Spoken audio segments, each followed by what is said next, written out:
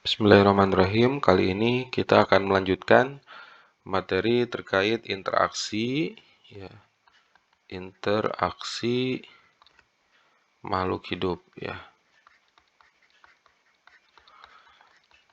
Nah, sebagaimana kita ketahui bahwa makhluk hidup itu, ya, bisa berinteraksi dengan sesama makhluk hidup, ya. Kita tulis ini MH aja, ya. Nah, makhluk hidup itu bisa berinteraksi dengan makhluk hidup lagi, ya, ataupun makhluk hidup berinteraksi dengan benda tidak hidup, ya, atau benda mati. Nah, sebagai gambaran, ya,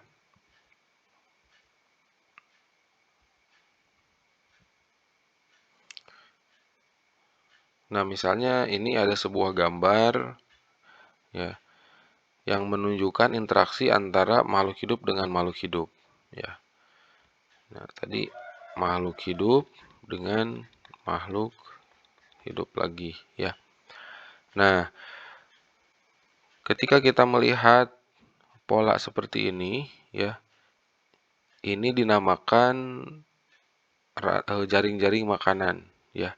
Dinamakan jaring-jaring makanan karena membentuk sebuah jaring-jaring, ya. Misalnya kalau kita suka main bola atau lihat di gawang, ya. Nah, itu ada jaring-jaring, ya, di gawang itu.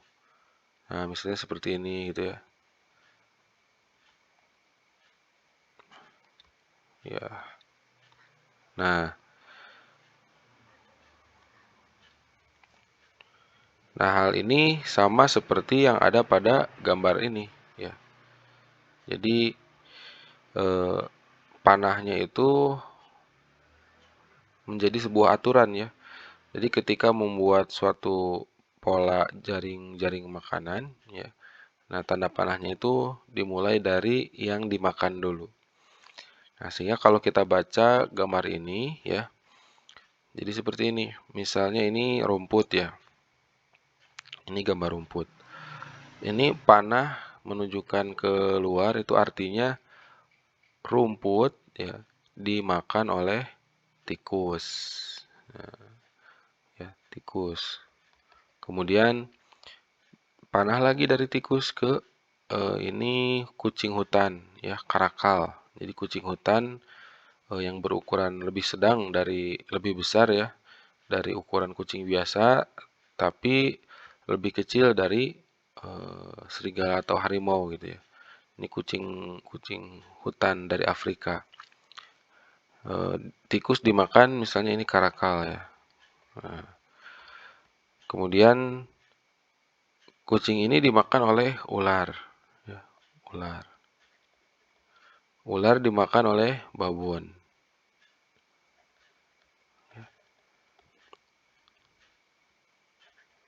Babon. Kemudian babon dimakan oleh citah ini.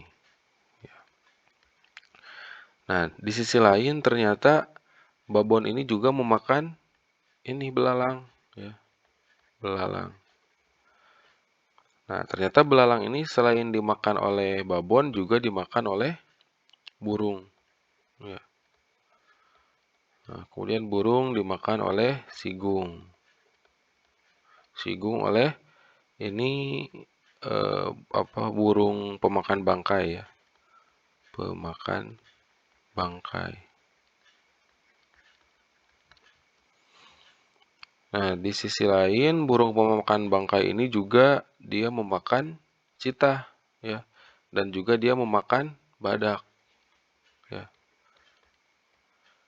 Nah, kemudian citah ini, ya, selain memakan babon, dia juga memakan apa ini, antelop, ya.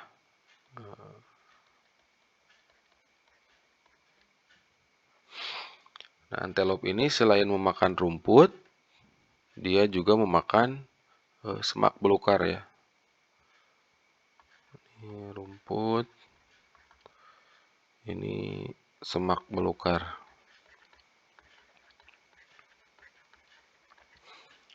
Nah, jadi Dengan melihat pola makan dan dimakan seperti ini ya, itu akan memudahkan kita ya dalam memahami hubungan interaksi makan dan dimakan dalam suatu ekosistem ya.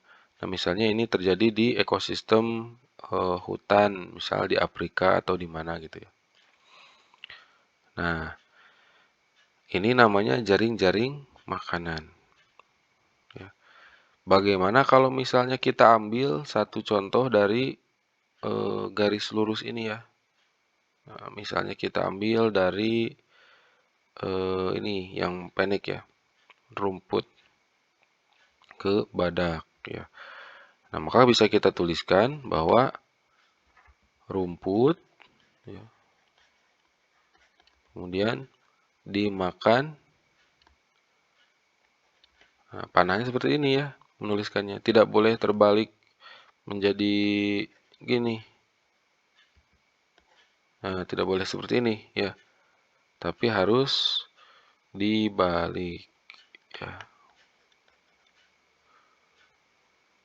Nah, rumput dimakan badak. Kemudian badak dimakan burung pemakan bangkai. Burung pemakan bangkai. Nah, kemudian ada tambahan ya. Di sini juga ada tambahan ya. Nah, mereka itu ketika tidak dimakan tapi mati, misalnya mati sampai hancur ya. Nah, itu dia akan diuraikan ya oleh pengurai ya. Nah, sebelumnya ada detrivor atau pengurai juga langsung bisa ya. Detrivor, kemudian pengurai ya. Pengurai. Kemudian sudah diuraikan, dia kembali lagi menjadi zat hara ya yang ada di dalam tanah, nanti diolah lagi oleh rumput ya. Terus seperti itu berputar. Nah, ketika polanya ditunjukkan dengan satu garis seperti ini, tidak bercabang ya, maka ini disebutnya sebagai rantai makanan ya. Jadi kalau misalnya bercabang-cabang dalam diagramnya, dalam gambarnya ya seperti ini belalang ya. Belalang ini bisa dimakan ke babon, bisa dimakan oleh burung. Nah, maka sudah pasti ini disebutnya sebagai jaring-jaring makanan. Tapi kalau seperti ini ya, tidak ada cabang, rumput dimakan badak ya. Walaupun rumput itu bisa dimakan tikus, bisa dimakan oleh eh, hewan yang lainnya, tetapi ketika dituliskan satu saja pemakannya ya, badak. Kemudian badak dituliskan juga satu saja ya, pemakannya. Nah, maka itu disebutnya sebagai rantai makanan ya. Nah, sebagaimana rantai itu kan bentuknya bisa satu-satu gini ya. Nah, jadi lurus ya, tidak bercabang ya. Maka disebutnya ini sebagai rantai makanan.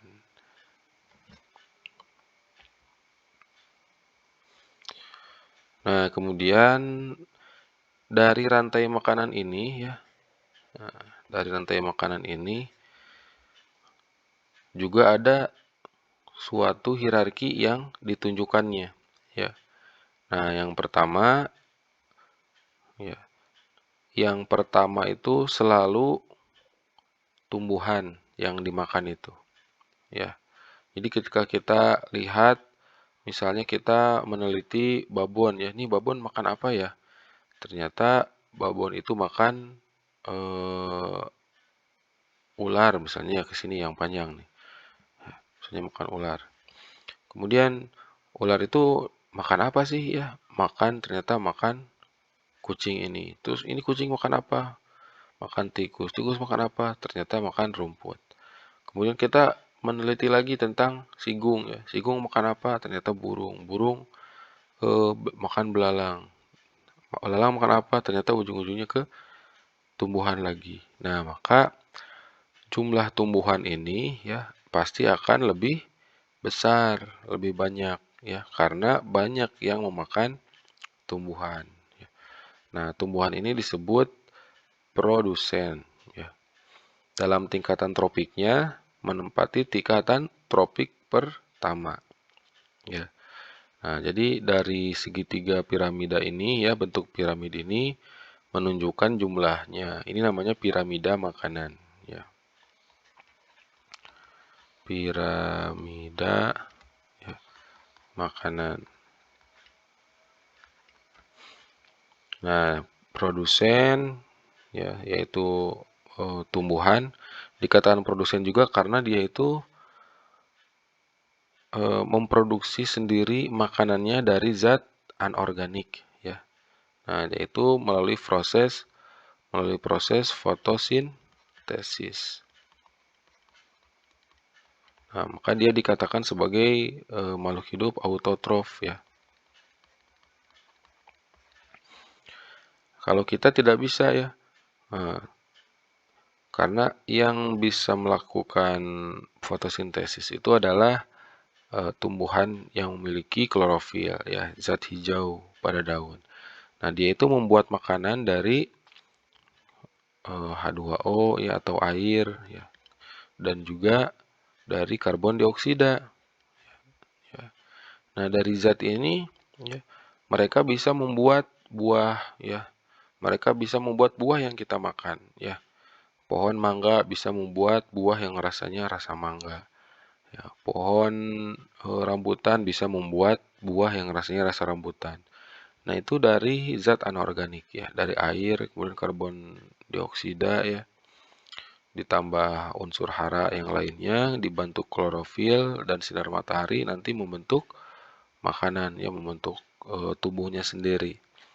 Nah, kalau konsumen ya dari konsumen 1 sampai konsumen puncak itu hanya memakan hasil ya zat yang sudah dibuat oleh tumbuhan sebelumnya yang sudah berubah menjadi zat organik ya. Dari anorganik dia bisa merubah menjadi zat organik. Nah, dari zat organik itulah yang dimakan oleh konsumen. Ya, jadi konsumen itu tidak bisa membuat organik sendiri ya. Nah, maka dikatakan tumbuhan itu sebagai produsen. Nah, kemudian pemakan tumbuhan ya, itu disebut konsumen 1 ya. Nah, makhluk hidup yang memakan produsen disebut konsumen 1. Kemudian makhluk hidup yang memakan konsumen 1 disebut konsumen 2. Dan makhluk hidup yang memakan konsumen 2 disebut konsumen 3. Kalau ada lagi berarti konsumen 4 gitu ya. Nah, konsumen yang terakhir ketika tidak ada lagi yang memangsanya kecuali dia sudah mati ya, maka itu dinamakan sebagai konsumen puncak ya, konsumen puncak. Nah, tingkatan tropiknya juga tingkatan tropik ke-1 itu dimulai dari produsen ya. Tingkat tropik kedua itu dilanjutkan ya oleh hewan pemakan tumbuhan. Nah, di sini kalau misal ini adalah konsumen 1 pasti dia itu sebagai herbivore ya. Herbivora. Kalau konsumen 2 ya, konsumen 2 itu dia pasti karnivora. Nah, apa itu herbivora? Ya, herbivora itu hewan pemakan atau makhluk hidup pemakan tumbuhan ya. Jadi konsumen 1 atau tropik kedua itu pasti herbivora ya. Yang ketiga itu pasti karnivora. Nah, namun ya ada satu jenis ya, satu istilah lagi yang harus diperhatikan yaitu omnivora ya.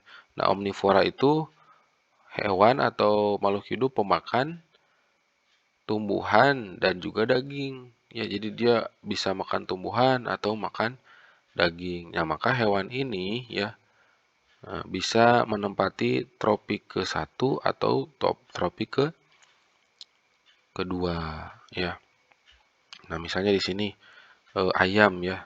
Nah, sebagaimana kita ketahui kan, ayam itu dia bisa memakan belalang ya sebagai konsumen dua ya seperti di gambar. Atau dia juga diletakkan di sini ya sebagai pemakan padi ya. Nah, jadi tropik kedua itu yang pasti itu herbivora ya, dia pemakan tumbuhan. Nah, tropik ketiga dia pasti karnivora ya, yaitu pemakan hewan lagi gitu.